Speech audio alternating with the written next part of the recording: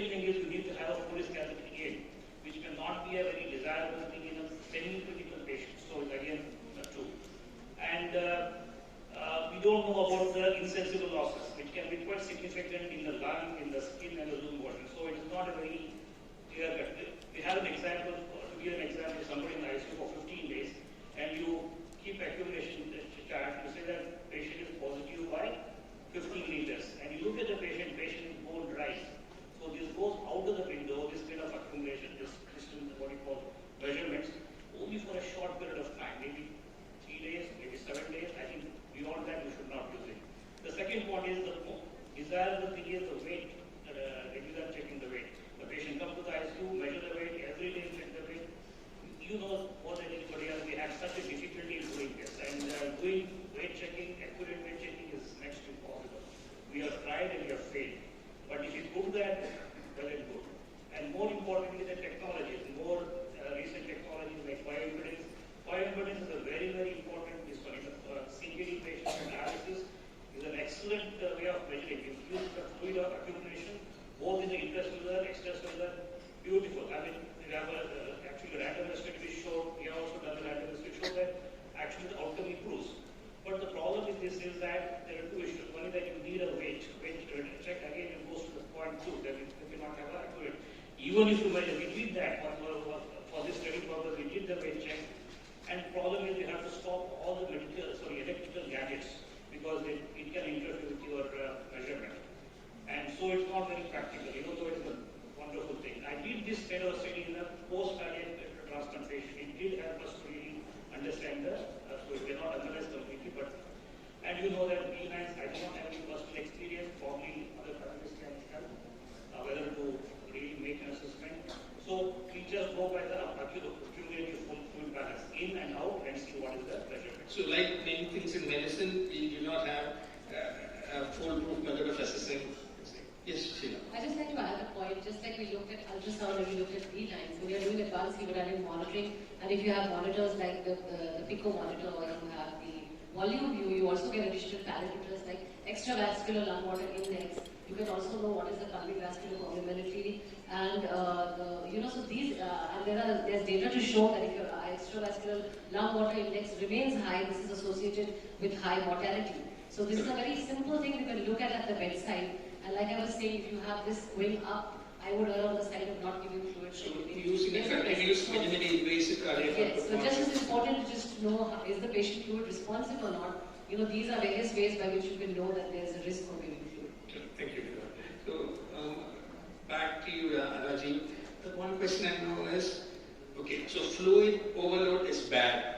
Now, by removing fluid, does it improve mortality? And if so, how do we need to remove it, and when should we start removing fluid? No, we are good at creating problems, but we are not really good at solving the problems, and it is the issue. And the important point is that does the fluid removal does make a difference. If you prevent the fluid accumulation, yes, there is evidence that it definitely is beneficial in terms of mortality. When the patient already has a fluid overload, say for example 5% or 10%, then you aggressively, proactively removing the fluid, does it make a difference to the outcome? We are not sure yet. There is a study going on, something called KFF-AKI study. I think the results may come in another couple of years. We might know the answer. So there is an indirect evidence that it is probably a good idea to remove the fluid once you achieve, go beyond certain level, proactively. There is evidence in the dialysis population, RRT population, where if you keep the patient on the fluid over for a long period of time during dialysis, if you don't remove much fluid, the mortality is so. But question comes again, is it because you cannot remove the fluid, that is the issue, or is it because you're not removed enough? So we are not entirely sure. But having said that, I think once you start at RRT, I think you have to be very aggressive and try to take the fluid as quickly as possible. There is couple of studies which have come very recently, very interesting, from Australia and some multi-center data. It says that if you are on dialysis, you take the fluid out rapidly, aggressively. But the point is that you should take it slowly. If you take the fluid, say more than 25 ml per kg per day, that is about 1.4 liters per day, that has a beneficial survival benefit compared to less than 25. So try to achieve a larger fluid removal, but at a slow rate. If you suppose you increase the rate of ultrafiltration rate or the fluid removal rate more than 1.7 ml per kg per hour, that is probably around 100 ml, 150 ml, compared to less than 1, that's about 60 ml, you have a survival disadvantage. So in other words, you take larger amount of fluid but give us slowly. So what is the implication of that? Implication that if you're doing a dialysis, do it very slowly. Again, the CRRT or scuff come into the picture, not there, this one. But there are all kind of data very difficult to really interpret it. You speak about dialysis, but what about the role of diuretics before you start dialysis and during routine resuscitation? That's the next question, right? So how do you, this one, see there are three ways of looking at it. One is that you go initially as a proactive. When the fluids start accumulating, what you do is restrict your fluid, don't give much, and probably fatty matters, hypovolemic, you give colloids rather than crystalloids. And the next stage comes as what we call the reactive. When your accumulation is 5 to 10%, you are not sure what is going on, then that is where the diuretic come into the picture. And diuretics have a very bad reputation in the nephrology community for a very long period of time, which is changing in the last few years. And this is given as a prevention is detrimental, but as a rescue, it is a very important thing. So how do you have furosemide?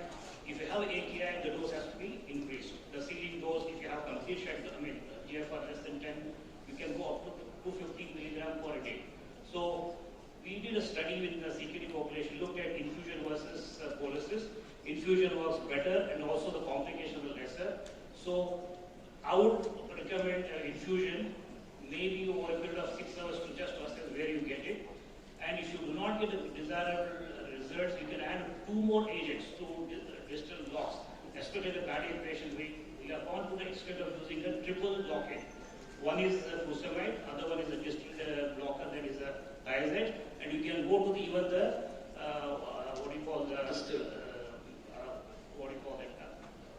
distal water aqueous. That's lactate. So you can put 3 drugs. We have used on a couple of patients who are resistant that had a good result. So there is a lot of scope for you to diuretics. Of course, you have to weigh the balance between electrodistal and all that. When you come to a rescue state where you have accumulation more than 10%, you have to be aggressive. You have to initiate dialysis if you fail all the things, and that is what I just mentioned. So we know that when a patient comes into the emergency sick, you need to give enough fluids. The present recommendation is 30 ml per kilo for the next 1 to 3 hours. Evidence is iffy for it, but that's the best recommendation we have. But after that, they come into the ICU. Be very careful when you give fluids. Give only if they are fluid responsive and tolerant. Then, after 2 or 3 days, assess the patient. If you think they are fluid overloaded, you remove the fluid. The panelists, anyone, any comments or any on these 3 stages? Yes, Dr. Prasavara. Just to, I think I just want to clarify some of the comments about the colloids, which I mentioned before. So in sepsis, there's only one large RCT which looked at colloid use in critically ill patients, which is the Albios study. That's done by Catanoni, which looked at 20% albumin versus crystalloids and did not show any difference in outcomes between the groups. The post-hoc analysis of the SAFE study, which was conducted almost 15-20 years ago now, where they looked at the sepsis. The SAFE study was heterogeneous cohort of critically ill patients, but when they went back and looked at the sepsis cohort, the patients who received albumin, who were assigned to the albumin group, had improved outcomes as compared to those who received saline, although that obviously was not a finding which was borne out by the Albios study. Just wanted to make that point over there. Okay, thank you. Now, Dr. Venkat, Balaram, sorry. Sepsis is a condition where most of the patients have normal or increased stroke volume, and they are vasodilated. I would like you to discuss and comment on this. What's the role in giving fluid in someone who is already having normal or high stroke volume? It doesn't make physiological sense. Then just use a vasopressor, because they're vasodilated, that's constricted. Why are we even giving fluid? It's a good question, but I think the the problem is we're all clinicians. And most of us, I have not used a cardiac output monitor for years now. Most of us looking at blood pressures. So you're called by the emergency department, someone tells you, I've got a febrile patient who probably is clinically septic and he or she is hypotensive. What do? I'll say, give fluids. That's the first step. Now, the initial stage, yes, people talk about a hypodynamic circulatory state. That is only in the volume resuscitated patient do you start to see the hypodynamic features of sepsis. Till then, of course, they still behave like a hypovolemic circulatory state. And also, a cohort of sepsis patients have a cardiomyopathy as well. About 10 to 30% have a cardiomyopathy, myocardial dysfunction. So there are two things, several issues going on with sepsis. But the reason why people give fluids first is A, it can be given safely and comfortably in the emergency department, and B, it does not require central venous access there. You can just give it. You don't give noradrenaline through a peripheral line. And it's not unreasonable to give a fluid bolus for a hypotensive patient. If they get better, then you stop that. So there is no, there are more and more evidence, against fluid, using inappropriate fluid. I said less is better, I say. So that's the main concern that we have.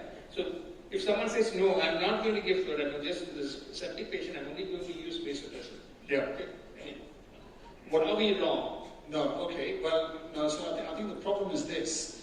You see, the difficulty happens, people are not clear about what's the optimal endpoint for resuscitation. Should you be driving a map of 50, 60, 70, 80, people are not clear. As you all know, the sepsis-FAM study, which compared two endpoints for mean arterial pressure, 65 versus 85, did not show a difference in outcome between the two, the overall mortality. Although the people who had a map of 85 had lower need for renal replacement, but a higher incidence of tachyarrhythmias. So the challenge with catecholamine-based treatment is there are side effects. You obviously have tachyarrhythmias and metabolic abnormalities and so on and so forth. Plus, in someone who is under-resuscitated, you are at risk of precipitating peripheral ischemia. So you've got to be very careful, and there's now a push towards moving away from catecholamines. So that's one concept. The second thing is you also have to keep in mind that when you've given a decent fluid bolus and you're giving catecholamines, and if someone has got on a 0.05, which is what the case mentioned, there's room for increasing it to 0.1, 0.15.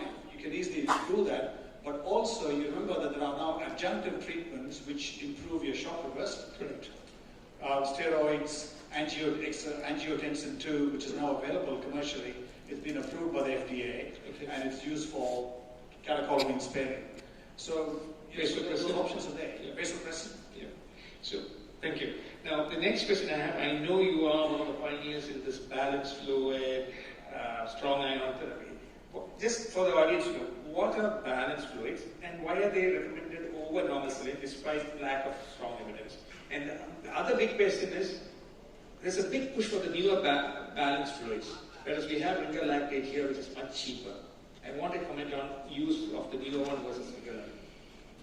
So, I guess the first question, what are balanced fluids? Balanced fluids are essentially when you administer, these are really mainly for crystalloids, where when you administer them in large quantities, balanced fluids will not give you a metabolic acid-base disturbance as compared to normal saline, which if you administer in large quantities will give you metabolic acid-base disturbance, metabolic acidosis.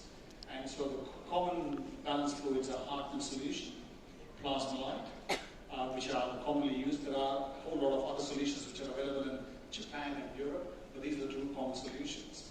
Also keep in mind that half normal saline is not balanced. 5% dextrose will also give you a metabolic acidosis. So please do not think that 5% dextrose is a balanced solution. So that's the first question. Second, why are they recommended over normal saline? Because there's now increasing evidence that chloride, the buildup of chloride in the body can be toxic, particularly nephrotoxic. In the post-operative situation, it can give you post-operative nausea and vomiting. It can cause perturbations in your coagulation system. And I guess that's one of the reasons why people are now moving more and more away from chloride-based solutions.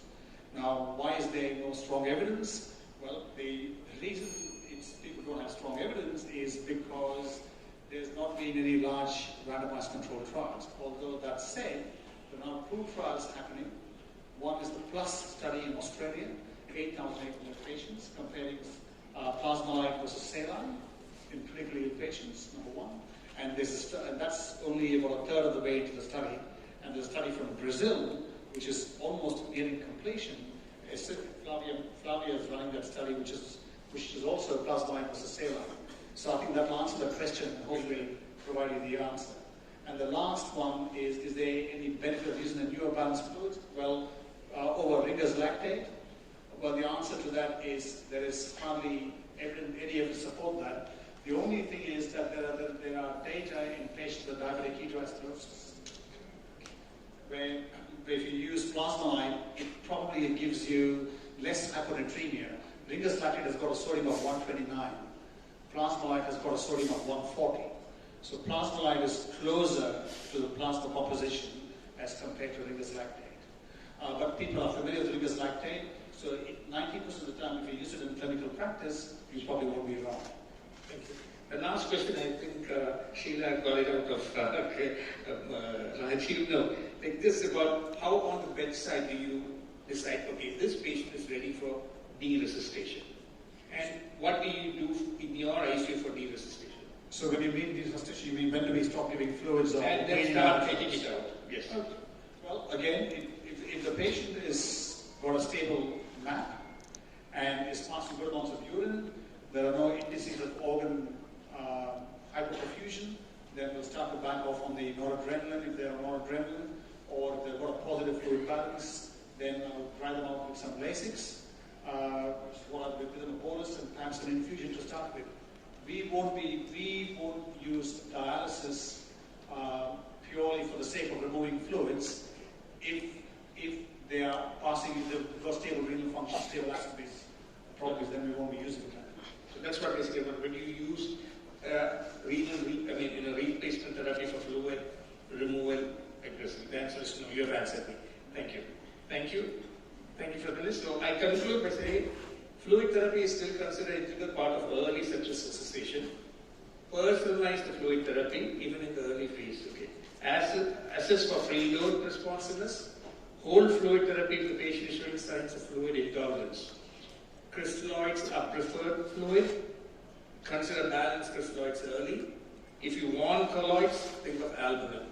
If colloid, assess for fluid overload, because we have evidence now that fluid overload worsens outcome. And once the patient is stable and there are signs of fluid overload, consider deresuscitation. Thank you.